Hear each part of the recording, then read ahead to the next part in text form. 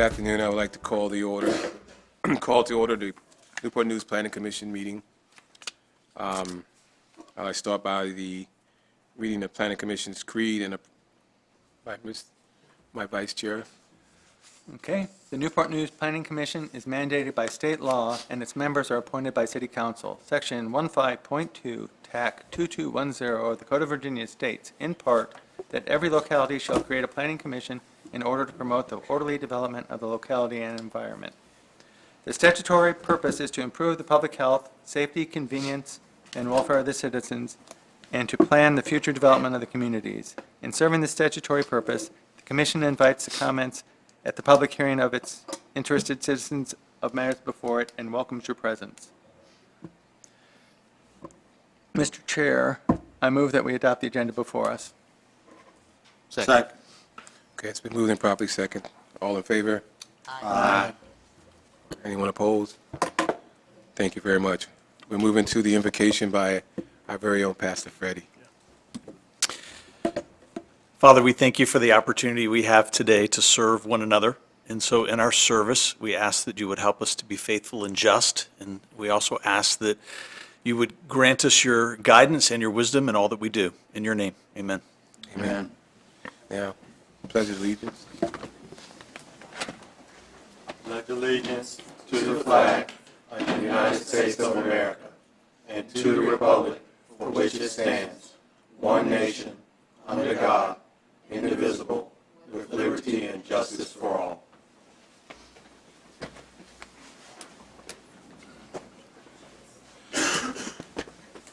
Okay. Can I get, I'd like to start, before we start into the business, I'd like to get a roll call real quick. Commissioner Taylor, Here. Commissioner Shook, Here. Commissioner Dias, Present. Commissioner Stodchill, Present. Commissioner Williams, Present. Commissioner Bowditch, Present. Commissioner Michaud, Present. Chairperson Taylor, we have a quorum. Thank you so very much, Ms. Brown. Everyone has received a copy electronically of the minutes. Do we have any corrections, changes, or enhancements to the minutes? Hearing none, I need a motion to accept the minutes. I move that we accept the minutes as written. I second. It's moved and properly second. Any questions or comments? All in favor? Aye. Anyone opposed? Minutes is accepted. Before we go into the business meeting, I'd like to make a quick statement. I have for scheduling conflict, and I have to leave around about 2:30, so please take that only because of my business that I have to leave, no other reason that I may leave. So just to let you know, I will be leaving prior to 2:30 today. And at that time, my vice chair, Mr. Shook, is going to take over and continue the meeting. We good with that? Well, might as well be good. I got to go. All right, first item on the agenda is a continuation from our last meeting. That's item CU-2023-0011. This is a continuation as is. Everyone, the item itself has been presented. What we're going to do now is continue the open, the public Public hearing. Thank you. And so if anyone has any comments or any new comments to this item, they can speak or can be heard now. I have one card. Just one thing, we just want clarification for the record that the issue at hand has been cleared up and we can proceed. Yes, thank you very much. Yes, we elected it from the city attorney in regards to part of the item from last week, and I apologize for this rambling and getting out of part of the item from last week. We wanted to have our city attorney give them an opportunity to take a deep dive into whether we have a potential conflict of interest or not. And we'd like to hear the results of their deep dive and before we move forward with this case. Thank you, Mr. Taylor, Chairman Taylor. I sent you all a memo dated January 31st, 2024. I believe the Planning Department forwarded that to you on that date. And there's been nothing further since the writing of that memo. We did outline the facts as we knew them in our involvement in this matter. And because of the legal nuances, it's not uncommon if we have a particularly questionable issue for us to refer it to the Virginia Conflict of Interest and Ethics Advisory Council. That is the basically the state council that oversees the State and Local Government Conflict of Interest Act and interpretation of it. And so their staff attorney, unfortunately, has been out of the office for well over a month, and she's not anticipated to return until, I believe, tomorrow. And so their executive director did contact me and let me know that I would likely not receive a response for a couple weeks after her return. So we don't have a response from them at this time. However, our understanding was that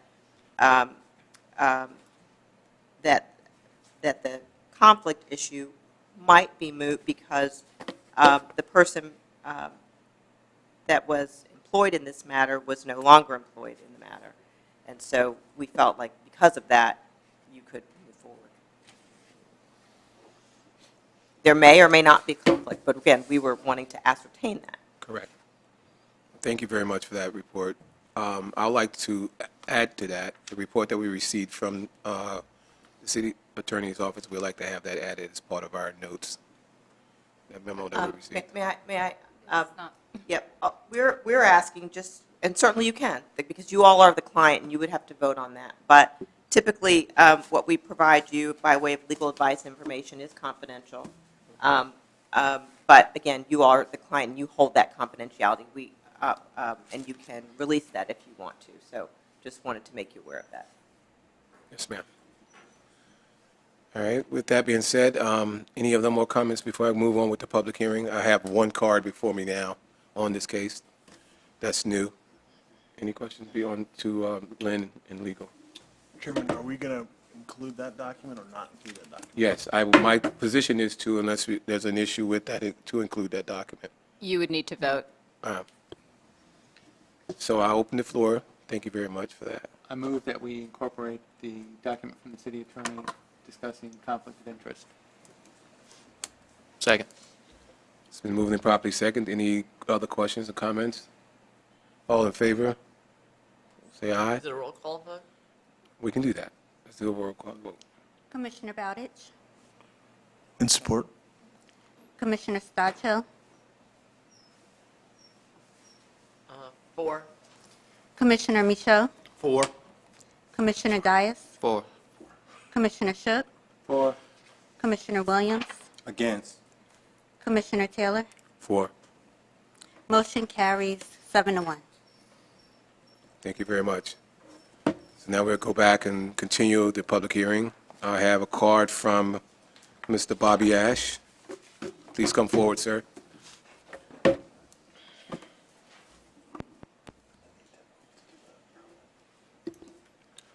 Mr. Ash, please state your full name and your address, please, sir. Yes, sir. My name is Bobby D. Ash, Jr.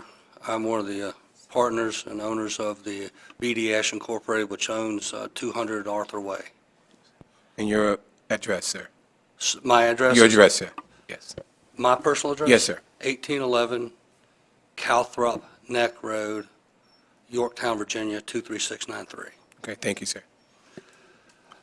Well, I guess, these guys know more about the project, so I won't really speak to the project that much, but we've been there for, gosh, I'm trying to think, 4, 5 years, and we've been trying to market it, for sale, leasing the big box, which was the farm fresh part, and and haven't been successful. We've had it with DeVaris, and George Fox has been hustling, having people look at it, things like that, and Red Mill, came and we've negotiated a purchase agreement.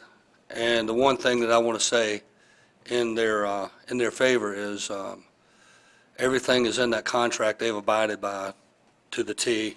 They've dealt with us in a very professional and conjugal manner, cordial manner that, and I'm sure, when you have people coming in to do projects like that, that means a lot to you guys as well, that when they say something, they're going to do it. And so far, they've done exactly what they said they were going to do, agreed to the project. We negotiated a fair purchase price, and, a lot of companies, they want to come and try to, try to get things as low as they possibly can, which I understand that, because we all do. We like getting a good deal or whatever, but the negotiation was fair, open, and a price that we were both happy with. And the main thing going forward is I would speak to how they handle their business. And so far, it's been in an exemplary way, and I think it's a good project that's good for the community, and that's kind of all I have to say, but like I said, that these guys are first class in how they handle their business. Thank you, sir. Does anyone have any questions for Mr. Ash? Yes, sir. One quick question. Have you had any other feelers about using that property as retail space, other than, that was substantial? Not in the purchase sense. One time, there was Ferguson Enterprises, they're a big construction supplier for electrical, plumbing, and all that kind of stuff. They wanted to lease, and then there was another company that wanted to lease the whole area. But, and we had one other one. Their idea was going to be, y'all might have seen them, to have it as a family fun center of some sort. Yes, sir. Y'all might be familiar with that. I believe it did come up here. That came before us. And, but the rest have been leases, for the main part there. Yes, sir. But there was another one that, at one time, it was retail, no, well, I don't know if you call it, it was more Restaurant Depot, which that's more trade-oriented. You and I don't go there, all the restaurants go there. So that's about it. And Thank you. we've pushed through it. And it was when COVID came through and there was a mandate on business closing, there was only one business in that strip that was allowed to stay open. And my brothers and I talked it over, and we couldn't see charging them rent, when they couldn't even work. But they paid their CAMs, and their insurance, and there's things like that. And that was the agreement we came to, and that worked good for everybody. So we like doing good business with the people we are currently with, and so far it seems like nothing but good business with Red Mill. Thank you. Thank you, sir. Any other questions for Mr. Ash? Okay. Well, thank you very much, sir, for coming forward. And Thank you very much. Have a good day, sir. all right, is there any other questions or comments from the audience on the public hearing? All right, I would like to close the public hearing. The matter is now before the commission.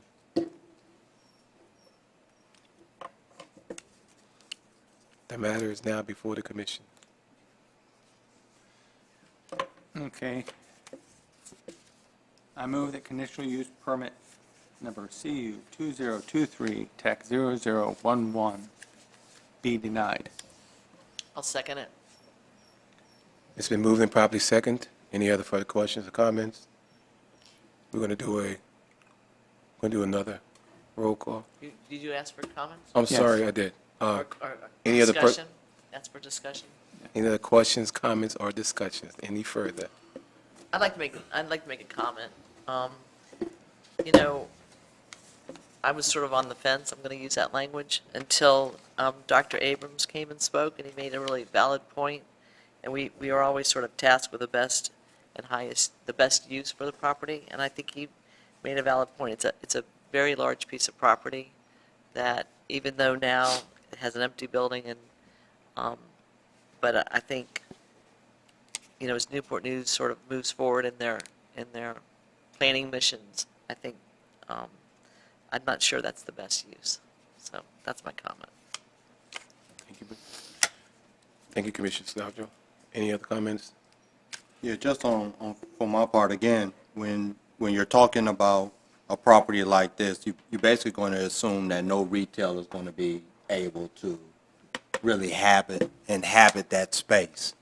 As I asked the question in the prior meeting, there hasn't been, you haven't seen necessarily, or I haven't seen a successful retail space where the hub is a storage area and that it continues. With some new apartments being built close to that area, as well as the other retail shops, to at least not see if anyone else can inhabit that space and recreate the retail for that such a large space, I think may be just a wise course of action for right now. Not that we can't revisit this, but we're just 2 years post-pandemic. So let's see with the new apartments if there's any other people that can think of creative ways to use that space to make it again and reinvigorate it to a vibrant retail space in that area. Yeah, we're not talking about 1 or 2 acres. We're talking about almost 7.5 acres. Correct. Which is a large, there's not a lot of acreage like that in Newport News. So, Thank you very much, Chairman. sir. Any, Chairman, I'm a little torn as well. There is a center in Williamsburg that is home to a newer extra space storage. That center had a big box store depart, may have been a Farm Fresh, may have been someone different. And that current space does host 8 to 10 different retail spaces. I can't speak to their vacancy, but it is a project within 30 miles that extra space did go in, different potential ownership. I've been all through the storage facility, done work in the storage facility. It's a successful space from a storage standpoint. I can't sit here and say whether it's a successful center or not. So that's where I fall on the fence. I can say I think this center has been empty for 10-plus years and certainly had its limitations and its problems with, as Mr. Ash pointed out, procuring either a reasonable and executing tenant or someone to purchase. So I did drive by it last night, and unfortunately, with something that's unused or unoccupied, the retail spaces beside it, some of them are taken, some of them are not. A little bit of vandalism, a little bit of trash, just without the traffic and without the use, can become a safety hazard, I guess. any other commission, any other comments? All right. Okay, I'd like to open now with the vote. Let's do a roll call. Commissioner Dias? For. Commissioner Wait, Shook? I'm sorry, there's correction. Make sure you understand. The four would be for denial. I'll just, Okay. and, okay? So making sure, I apologize, guys, we're getting there. Okay. Go again, sorry. Commissioner Dias? For. Commissioner Shook? Four. Commissioner Williams? For. Commissioner Bowditch? Against? Commissioner Stacho? 4. Commissioner Michaud? 4. Commissioner Taylor? Four. Motion carries 6-1. All right, thank you so very much. The matter will Will be begin. heard by Okay. our city council On February on 27th. February 27th. I was Thank trying to, okay. Everybody's helping me today. Thank you. Good luck. Thank you. This matter will be heard by City Council February 27th. All right. With that being said, we're moving to our next item. Will be CU, conditional use permit CU 2023, TAC 0012. And it's presented by our very own Saul. I kind of like this one.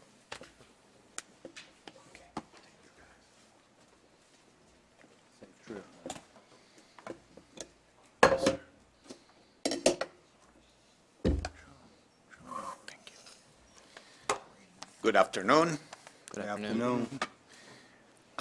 Application CU 2023-0012 is by Andon LLC, who is the owner, and Miracle Ministries Church, who is the applicant.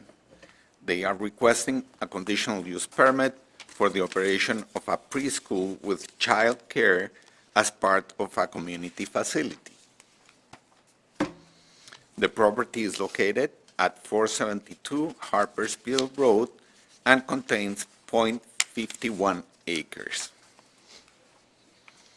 North of the property, we have single-family homes on property zone R4 single-family dwelling. The same to the east. South, we have the Pequeño apartments on properties zone R7 medium-density multiple-family dwelling. And finally, west, we have single-family homes on property zone R4 single-family dwelling. The One City, One Future 2040 Comprehensive Plan land use map identifies low-density residential uses for the property. The property has been zoned R4 single-family dwelling since the citywide comprehensive rezoning became effective August 1st, 1997. A conditional use permit is required to operate a child care center as part of a community facility in the R4 single-family dwelling district. The Commonwealth of Virginia Department of Education licenses, regulates, and monitors child care providers. If the license is issued to the child care provider, all state regulations apply. Religious institutions, such as this one, can apply to the state for exemption from the state licensing requirements, but must document with BDOE that they are in compliance with state-required staff-to-children ratios and building code compliance, document various other BDOE compliance requirements, and are also subject to their on-site inspections. The zoning ordinance requires one parking space per employee, in addition to on-site circulation for the safe drop-off and pick-up of children. It is expected that at capacity, the center will employ a staff of up to 11, and it is required to provide 11 parking spaces. Although the site plan shows 18 spaces, to accommodate the drop-off and pick-up circulation that allows one-way vehicular circulation on site, 4 of those spaces will not be available during drop-off and pick-up times. City departments had no objections to this request. Tabernacle of Miracles Ministries Church is proposing to expand its ministry to provide preschool with child care on the property. The church proposes to provide care for a maximum of 55 children between the ages of 0 to 5 years old. The proposed hours of operation will be from 5 a.m. to 6 p.m. Monday through Friday. The center will offer summer programs. Cooking of meals will not be prepared on site. The Virginia Uniform Statewide Building Code requires a minimum of 35 square feet of designated indoor floor space per child for this type of use. The program will be housed on the first floor of the structure only. The applicant has provided floor plans that show configurations that will accommodate the 55 children in age-appropriate rooms. The program will use existing multi-purpose rooms that will be furnished with the appropriate furniture for the different ages and are easily transformed to worshiping and social spaces when the program is not in session. A criterion for state licensing is the provision of an outdoor play area at a ratio of 75 square feet per child, based on an enrollment of 55 children. An outdoor play area of at least 4,125 square feet would be required. The site plan indicates a grass play open area of 4,160 square feet that is going to be fenced in at the rear of the parcel.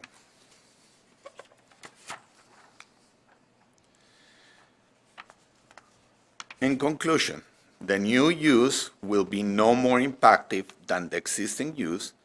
It is consistent with the One City, One Future 2040 Comprehensive Plan land use map designation, and the preschool with childcare as part of a community facility is well suited to provide an increasingly needed service to the surrounding residential neighborhood. Hence, it is recommended that Planning Commission recommend approval of conditional use permit CU 2023-0012 to allow for the operation of a preschool with childcare as part of a community facility at 472 Harpersville Road with 12 conditions. Those include: the child care facility shall comply with all applicable license requirements, standards, and regulations as administered by the Virginia Department of Education. The program shall operate only within the first floor. The total number of children permitted in the program shall not exceed 55 children, and shall be in accordance with the Virginia Uniform Statewide Building Code. An outdoor fenced play area shall be provided on site. The preschool or day school with childcare shall maintain a designated parking area for its employees and shall maintain a one-way circulation pattern for the pickup and drop-off of children. All other standard conditions also apply. All 12 conditions are detailed in the staff report and will be part of the ordinance approved by council. Are there any questions? One question for you, the applicant. I didn't see it here in the information, but the outside play time, that duration, is that known on what time of the day that play time will be allowed? The applicant is here. When we open the public hearing, she can speak. Okay, yeah, I that. didn't know if Saul knew it. Okay, thank you. I have a question. So there's 55 children, and, you know, I mean, I live in a neighborhood that used to have a preschool, and there was 55 children, and all these cars would stack up to pick up the kids. What's to prevent them from stacking up and running onto Harpersville Road? Because 55 children, it could be 55 cars. You're right. Hopefully, it will keep on moving. There are no provisions. There is So the no turnaround space. margins are using 4 parking spaces, Yeah, maybe 5. yeah. Will they be blocked off when they first pick up? Yes, and the circulation pattern will be stripped on the, So that's, that driveway's a 2-lane driveway? yes. Yeah, okay. So they'll pick up and drive back, so there won't be stacking on Harpersville? Correct. It shouldn't, They- and keep in mind that if they do, the police would probably tell them to move along, and they'll have to go around and come Right. back. Or they can stock up. Yeah, I think when you're thinking of preschool, you're thinking of a specific drop-off and pickup time. Right. When it's a childcare center in conjunction with a preschool, typically what happens is most of the children arrive at various times in the morning and get picked up at various times But in in the the morning, they'll afternoon. probably be dropped off at the same time. Maybe, but you can ask the Okay, applicant. okay. Any more questions for Mr. Gleiser? If not, I will open the public hearing. We have one card. It's from Joanna Palmer, who is the applicant. Please step forward, state your name and address. Joanna Palmer, 512 Concord Drive, Hampton, Virginia, 23666. So I know you had some questions. The first, well, for the parking, I don't see it being an issue for pickup and drop-off. It is, like she said, everybody doesn't get dropped off at the same time, and everybody doesn't get picked up at the same time. You have to look at it this way. If some of the parents work at the shipyard, they're dropping off at 5 o'clock, but somebody who works a normal 8 to 5, they're not dropping off at 5 o'clock with shipyard parents. Okay. Shipyard gets off at So 3 there's o'clock. not, there's not a start date of 8 o'clock and a Right, date no, because it's or daycare. start time, I'm sorry. Right, it's daycare. The only reason you say preschool is because like our 4-year-olds would have lesson plans and things of that nature, but our infants, they don't have a mandated time that they have to be there because they're babies. Okay, so it's not preschool like we think of traditional preschool. Right. It's daycare. Yes. Okay. But there are times, dealing with daycare and daycare clients, there are times of concentration. Yeah, Where- typically around 5 o'clock when it Yeah, gets where close to they're the being close wet. time. And so, do you have enough, have you put together a structure so that that can be smooth entry and exit for those times of concentration? Right, so we do have something in plan that we've been thinking about, something that we do for church as well, because we have church there currently. And we have about 70 members, so our parking lot is full on Sunday mornings. And we've never had an issue with traffic, never had an issue with like our neighbors saying anything like that. The driveway does allow for in and out. With the roundabout, what we would do is we would allow our parents the opportunity to notify us prior to coming so we can make sure the children are ready when they come to pick up. This way, it's as easy as possible to get them out the door. Not only that, but in coming in the driveway, we can fit several cars before it even starts to pile up because the driveway is in the back of the building. So you're driving up the entire driveway, coming in the back, going on the roundabout, and then coming to the door. So we can fit, enough cars where we're not backing up onto the main street. But our goal is to have our parents notify us when they're on the way so that we can start getting them prepared so that it's a quick transition out the door. It's not like, they're coming in and we're still changing diapers and putting on clothes and hats and socks and shoes. We're getting them out the door.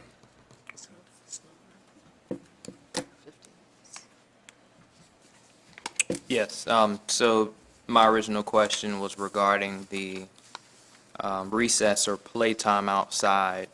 What time slots do you expect to allow for that? So it would be after nap. So in the afternoons, that's a little bit warmer out. And then it would be one class per time. So we would never have all of our children outside at the same time. That's chaos. It would be one class at a time. So they're permitted, I think, state law is 30 minutes per day, that it's weather, the weather's in good standing. Okay, and the intent of the question, because I didn't see any provisions for lighting and I didn't see anything lighting on the map. Obviously, you wouldn't start as early as 5 a.m., but No. making sure, towards the hours of 5 and 6 p.m. during the fall season, right, where, daylight saving time kicks in, that we don't have children outside in darker times. So between 2 and 4 p.m. would be our playtime outside. Got it, thank you. So I just did a quick math, sort of, if my math's right. And if your drive, it looks like your drive lane is like, maybe like 100 feet long, something like that. And then if you add sort of your radius in there, it looks like you can get like maybe 10 to 12 cars stacked up there, okay? Okay. Before you're running onto Harpersville Road. So 5 o'clock in the afternoon, 10 to 12 cars. And if they're, that's what you'll get, roughly, stacked up there. I think it's a few more, but because it's still a roundabout. Right, well, I so- counted that. I mean, I'm thinking, you might, okay, let's even say it's 15. But if you have 55 kids, and a third of them get picked up at 5 o'clock, that's just the concern. Like I said, I live in a neighborhood where I've seen cars stacked up at a preschool, and it's a preschool, it's not a daycare. Right, So I just want to make sure we don't stack up onto Harpersville, right. okay?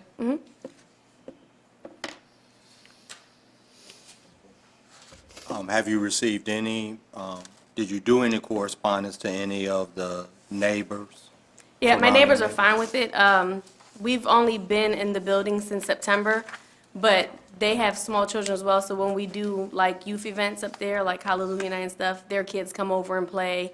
After church, sometimes, the kids from the church play outside and stuff, and they play with us. We've never had any issues with them. One time, the lights at the church actually went out, and the guy from next door brought over his generator because we were in the middle of a youth event. Like, they're very cordial and active with us, so we've never had any problems there. And then just one other thing, just to piggyback on what Commissioner Dice said. Early morning, it's dark. Are you having any plans for any lighting? We do have lighting in the parking lot. Okay, you do. Yeah, Okay. so we have lighting on the building itself. We have cameras out there already. The whole facility has cameras, all the rooms already. But that was just because, it's a church anyways. But the parking lot has cameras, and then we have lighting up the driveway and then in the parking lot itself. So the whole thing's lit up. I take it traffic's looked at this, engineering? Yes, engineering had no comment.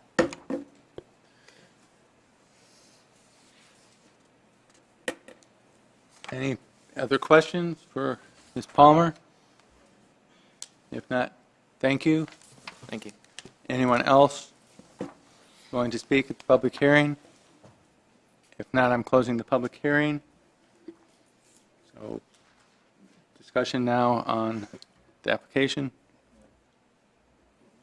We have to make a motion first. Chair, Wait, Yes. Go ahead.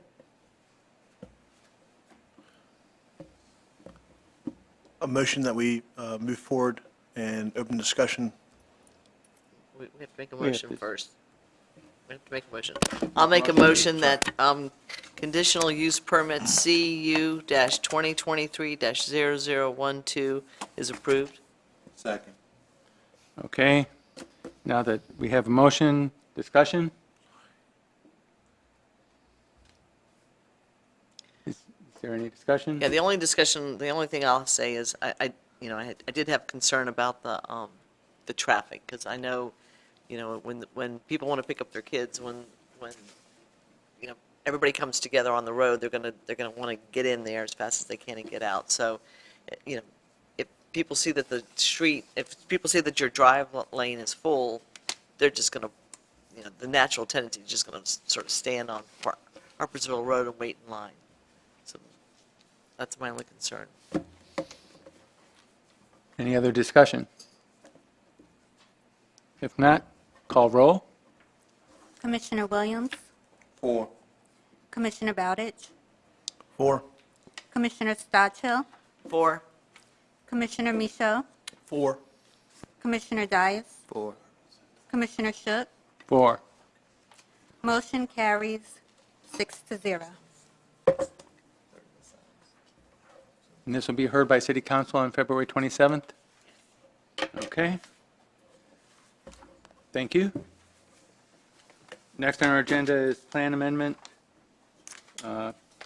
PLN TAC 2024, TAC 0001 for Newport News Bicycle and Pedestrian Plan. This will be presented by Carolyn Fassant.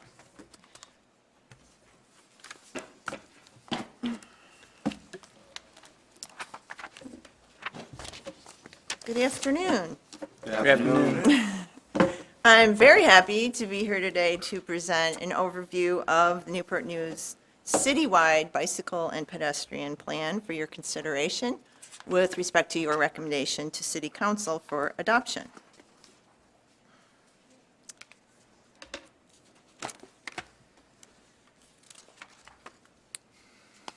Alta Planning and Design, which is a nationally known consultant specializing in active transportation planning, together with local engineering firm Timmons Group, were hired by the city to conduct the process and develop the document. And we have been very happy with their performance. I think they did a really great job. We began in March of 2022, and the current draft plan was posted on the Planning Department webpage in August of last year.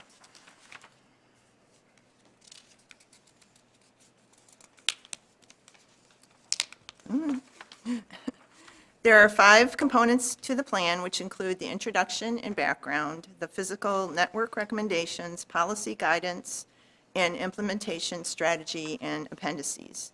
The appendices include detailed design guidelines and resources such as the equity and safety analyses, which did inform the plan's recommendation. And these appendices are on the city's website where the whole plan is posted, so they're not in your packet today. The plan vision states that Newport News strives to provide residents and visitors many opportunities to bike, walk, and roll with well-designed pedestrian and bicycling facilities and interconnected streets. A well-planned and safe, active transportation network improves public health, enriches the sense of community, and supports our overall quality of life. In terms of the existing facilities within the city, sidewalks are primarily in older neighborhoods such as Southeast and Hilton Village. Other parts of town might have a sidewalk on one side of a collector street, but for the most part, a large majority of the city does not have sidewalks in the neighborhoods.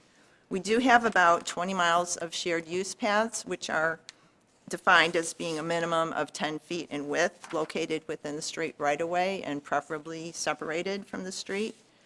There are also about 20 miles of 8-foot wide side paths, and those are attached to the curb, so they're right next to the street and not always the safest option for bicycling. The city is severely lacking when it comes to bicycle lanes, with only about 2 miles marked on J. Clyde Morris Boulevard. Many of the on-street bike routes that you might see signed with the little green signs were developed and signed decades ago, and don't always correspond to actual specific destinations, and many are on busy streets. But all of these things were taken into consideration in providing the recommendations. The project included a very robust community input process with open houses, pop-up events, and an online survey that had an interactive mapping tool where people could go in and mark what their destinations were, what their concerns were, what their desired destinations would be, those sorts of things. We had a steering committee that consisted of city staff from transportation, engineering, civil design, safe routes to school, development, parks and recreation, the sustainability, and the city manager's office, as well as planning, and stakeholders from the community who are familiar with the bicycling network. Several workshops were held to utilize the committee's on-the-ground knowledge, which was very helpful, and their expertise was very important in forming the recommendations of the plan. The online survey garnered over 370 responses from throughout the city. All the zip codes of the city were represented except for Lee Hall and Fort Eustis. Over 70% of the respondents selected, "I do not feel safe about bicycling, and I worry about getting hit by a vehicle." And there are no dedicated sidewalks or bike lanes, as were identified as the primary barriers to walking and bicycling. I will now highlight the recommendations of the plan. The first and most important element is a strategic network of bicycle and pedestrian infrastructure projects and improvements that provide better connectivity between neighborhoods and activity centers. As noted, the network was developed during the process with input from the steering committee and through the interactive community survey. And if needed, I can enlarge these maps as we go on so you can see them in a little more detail, but they're basically a broad view maps at this level, and they're not, they don't go into a lot of detail. The network recommendations are broken down into least challenging, more challenging, and most challenging in terms of ease of implementation.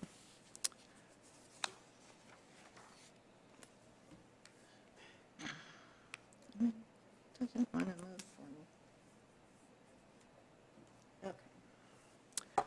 5 high priority projects are identified to be implemented based on need and demand and ease of implementation, and these include the 27th and 28th Street buffered bike lanes, and this could be accomplished by reducing the vehicle lanes and putting in the buffered bike lanes.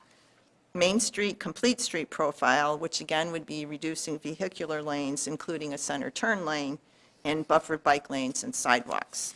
The Birthplace of America Trail, which corresponds to Route 1, which basically goes all the way from City Hall downtown all the way to Lee Hall. In some cases, it just would be an on-street route. In some cases, it would be a shared use path. And mostly it would be signed and promoted through the Birthplace of America Trail project. J. Clyde Morris Boulevard intersection improvements are one of the priority projects that would enhance safety. And Denby Boulevard buffered bike lanes and side paths up by the high school is the 5th high priority project. And engineering staff are currently evaluating most of these projects in terms of right-of-way and cost and feasibility. And the plan's appendix also includes specific layout for these recommendations. So it's not just a descriptor, it actually goes into the physical improvements that would be needed for each of those projects. A secondary network is also delineated in the plan, which provides longer-term recommendations to include neighborhoods down at the neighborhood scale and in high priorities of the city. The thinner green lines on this map represent these types of recommendations, which reflect need based on equity and connectivity to transit, services, and employment and activity centers. The plan does not get into a real detailed sidewalk analysis. However, we do have a complete GIS database that includes the location and condition of all the city sidewalks, and sidewalk construction and repair is managed by Public Works. The engineering department is in the process of completing ADA-compliant intersection improvements citywide, which is a top priority of the plan. And the plan also identifies additional locations where pedestrian countdown signals are recommended for improved safety. So rather than just 5 or 10 seconds to get across, most of the time the countdown signals are good 25, 30, 40 seconds to give persons, for instance, with mobility aid devices to get across the intersection. 3 key corridors are recommended to be evaluated for implementing complete streets, which would entail roadway modifications to include sidewalks, shared use paths, bicycle lanes, and other enhancements that promote safety and connectivity and also enhance economic development goals. These corridors include Warwick Boulevard from Center Avenue to J. Clyde Morris Boulevard, Huntington Avenue from River Road to 50th Street, and Madison Avenue from 16th to 36th Street. And these were based on use for things like bicycle commuting as well as enhanced access to transit for commuters and just people that usually ride their bicycles and utilize the bus system, I being one of them. Additional components of the plan include detailed mapping and descriptions of strategic network recommendations, the design guidelines, and policy and program recommendations, and those are found in your packet. And I should mention that all the strategic network recommendations have detailed plans for every sector of the city that goes into the level of detail where you can see the actual streets and the actual recommendations that are proposed. So that's why the plan is 300 and some pages. There's a lot of detail in it. And the full plan may be found on the Planning Department's Neighborhood and Area Plans webpage, and that includes all the appendices and everything else. So in conclusion, the plan, the Bicycle and Pedestrian Master Plan for the City of Newport News fulfills the goals of the city's comprehensive plan to create an interconnected multimodal network, transportation network and promote accessibility, safety, and the health and well-being of the community. And it reflects the goals of the Regional Long-Range Transportation Plan put forth by HRTPO. Therefore, staff recommends that Planning Commission recommend adoption by City Council of the Newport News Bicycle and Pedestrian Plan. Are there any questions? I have a couple of questions. Right out here in front of, Coastal, that, there's those white, is that, which kind of bike lane is that? It's not a bike lane, it's enhanced pedestrian walkway. Oh, okay. So it's kind of experimental, if you will. Okay. But that's one of the ways that, for instance, you could demarcate. And Norfolk does, that's how they use some of the. There's hundreds of Okay. ways of implementing bicycle and pedestrian Okay. improvements. So that's not a bike lane. You can ride your bike on it. Right. But a bike lane is typically So about it's not four. one of these diagrams. No, it's not specifically one of the items in the plan because it's what that is based on our VDOT standards for Okay. typical bike Another lanes. question I have is, so, I see where some of these are going, when you have a buffered bike lane and you're taking out like 7.5 feet from 9 feet from the road, where does the land come from? You'd I have mean- to take out a traffic lane. Okay. Yeah, So you take out a generally traffic lane. what a road diet is considered. Okay. Is you narrow a 4-lane road down to 1 lane in each direction, you put in a center turn lane, and then that extra width of the lane. Goes into your you bike create the bike The lanes. buffer, so it Yeah. looks like if you do the buffer, you're really taking out 9 feet, so that makes it okay, I get you, Right. now I understand. And I guess that would go through engineering to make sure that we're, okay. Yeah, and often they're on state highways, so you have to go through All right. VDOT and that sort of thing. Yeah, I had a couple of questions. On the Denby project, it was almost 9 million, if I saw that right, where the others were 1 to 2. Is that because there's a bridge involved with that roadway? That was a demonstratively larger cost than all the other, based on the slide on the screen. Could you Yeah. speak to that, maybe? Yeah, I don't think that's the Denby, I think that's Maxwell Lane to Huntington. That's 9. Oh, no, I'm sorry, you're right, I misread it, Denby, you're right. the Denby project involves creating a shared use path as well as bike lanes and doing a road diet. So it's the construction of a shared use path, which is a full, 10-foot wide path. That's a multi-million-dollar project if it goes for a mile or so. Gotcha. And then there's the street improvements and the signage and all that. So I'm not sure that it has a bridge. I can't picture it, but it goes past Denby High School.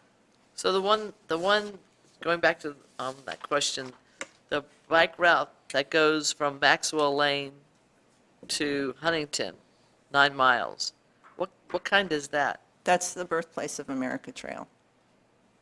It's a route that I described, that some of it would be on-street, some of it might be Okay, that's why path. that's why the It's cost. basically Bike Route 1, which all the bicyclists in the city know Right. of and So- follow. Right, so that's why it's $1 million. Yeah, 'cause and it uses that part of- particular part of it is called the Newport News Loop. Right, The main element goes through Newport News Park into Right. Yorktown and then down to Hampton. so the one that's, the $1 million from Maxwell Lane to Huntington Park.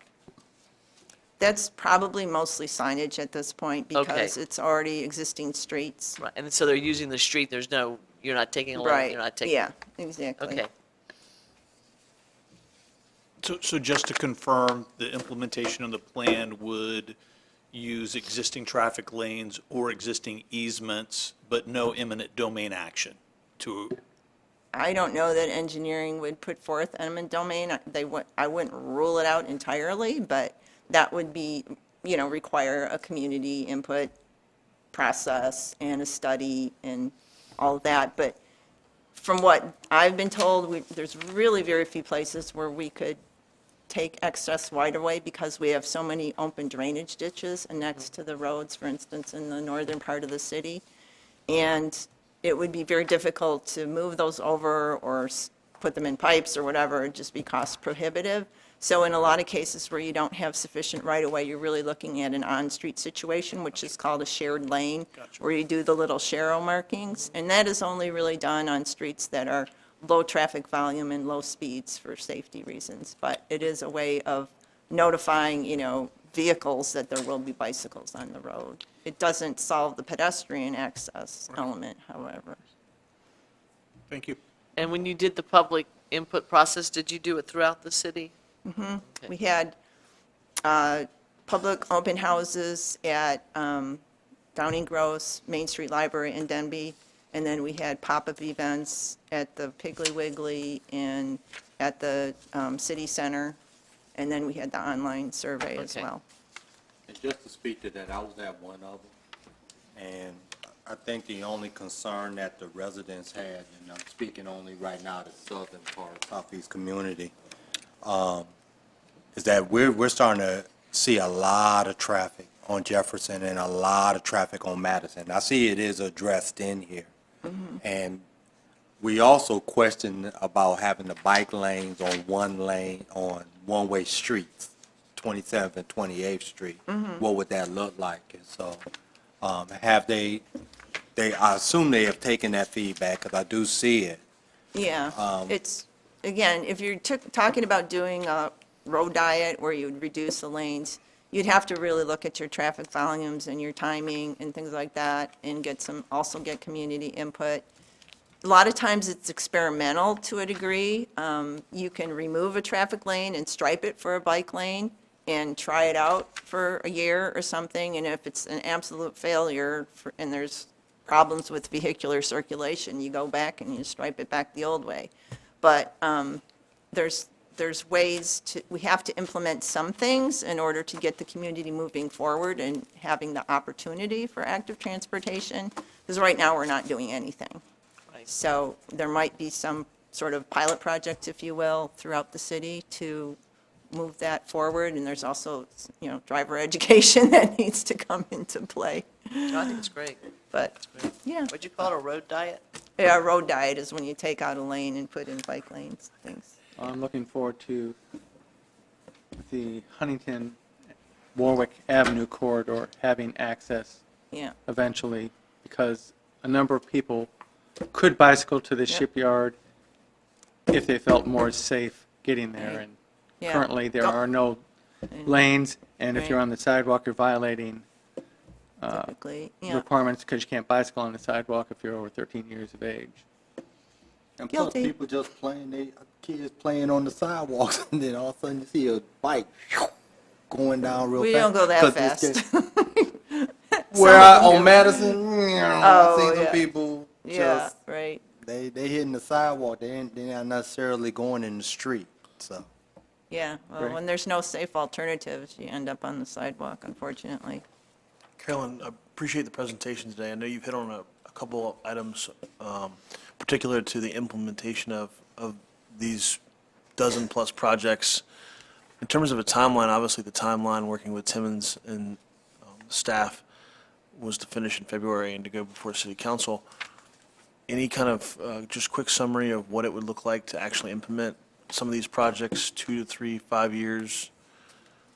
Any kind of conversation of The that? 5 top priority projects, we're hoping to implement, I think, within a couple years. And engineering's already looking at some of those, and they would probably be, money would be put in the CIP for that. As far as in the signage for the Birthplace of America Trail, wouldn't be super hard, and pavement markings, for example, wouldn't be super hard to do. It would just take literally a concerted effort on the part of a portion of the engineering department working with, city council on budgeting issues to see if we can move more of the projects forward. So just will and money. I hope, many, like those top 5, I hope they happen sooner than later. Pax Goodson, who's a colleague of mine, served on this steering committee, and he is a cyclist and has. He was on the committee. Yes, Yeah. ma'am. He has quite a large group of cycling colleagues, and some of them go out from Tradition on Mondays. Some of them go out from 1700 Brewing Company later in the week, and it's a growing number. And I think there's certainly a growing number, but also a growing concern on safety. And Right. And again, the focus of this plan is really for the residents and neighborhoods. We have a very active cycling community, but like you say, they go out in groups of 20 at 6 a.m. So what we're hoping to do is really get families and neighborhoods and people that just want to access that last mile, getting from your house to the shopping center, or getting to school or wherever, to your job or transit, to be able to get there safely. And that's really the focus of the plan. I'm curious to know, and Commissioner Williams shared one of the concerns from the community-led workshops that have taken place on this project. Can you list maybe the top other major concerns that were addressed at those workshops and how this plan seeks to propose a solution Yeah. for them? It's safety, safety, safety, safety. Because we have a very car-centric community, and the facilities just have not been implemented. And so people have a real fear of even attempting to go out. Although I did notice during the pandemic, again, when there was less vehicular traffic, people were getting on their bicycles. Every bicycle shop in the city was sold out. So families did purchase bicycles, and they can ride on sidewalks as a family. So the demand is there, and we did get told that, we'd like to do more of this, but there needs to be a network, so you're not just like, you go down Chesapeake Avenue and back and you're done, or you go around the Nolan, the park, and that's it. You have to want to get from A to B as well as going to a little destination and just having a little ride. So it's the combination of both, having a recreational element to it, as well as having the connectivity getting to destinations in the city. And we did hear that from people. Thank you. Any other questions for Carolyn? Okay. I'll open a public hearing. I don't see anyone here. Just to make sure. Close the public hearing. Do I hear a motion so we can start discussion? I move that, Chair, I move that the City Planning Commission recommends the City Council the adoption of the Newport News Bicycle and Pedestrian Plan. Second. Okay, discussion? There's no discussion. Roll call. Commissioner Williams, 4. Commissioner Bowditch, 4. Commissioner Stodchill, 4. Commissioner Michaud, 4. Commissioner Dias, 4. Commissioner Shook. 4. Motion carries 6-0. Next on our agenda is the Executive Secretary report. Good afternoon. I guess that would be my cue. So just for everyone's information, Ms. McAllister is not with us today because she is with City Council at their retreat. So she has left us in charge.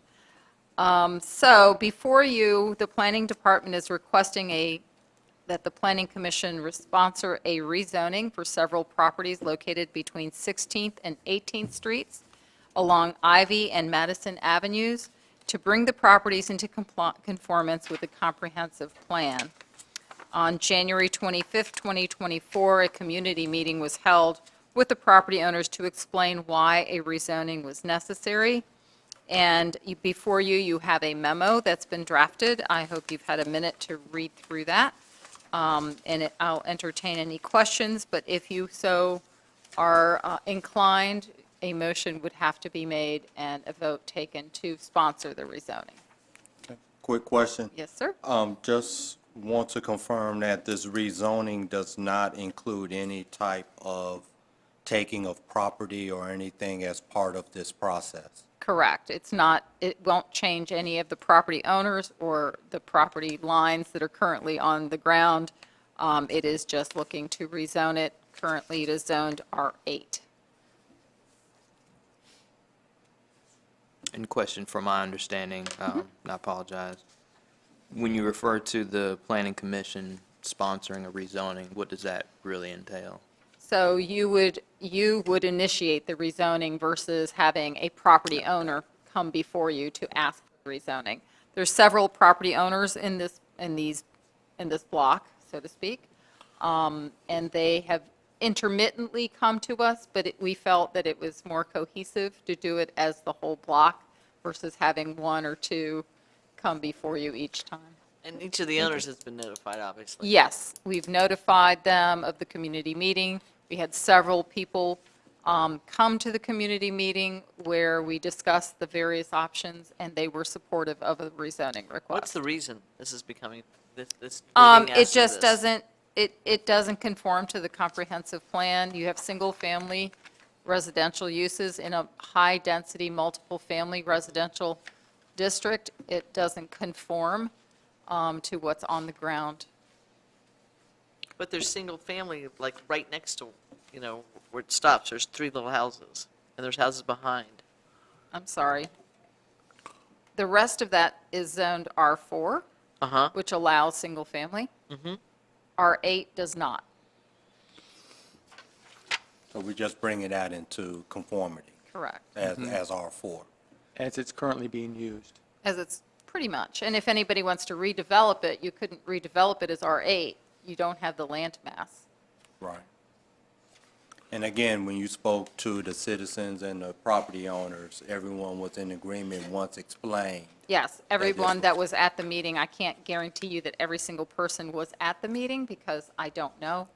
However, the people that were there were supportive of a rezoning request.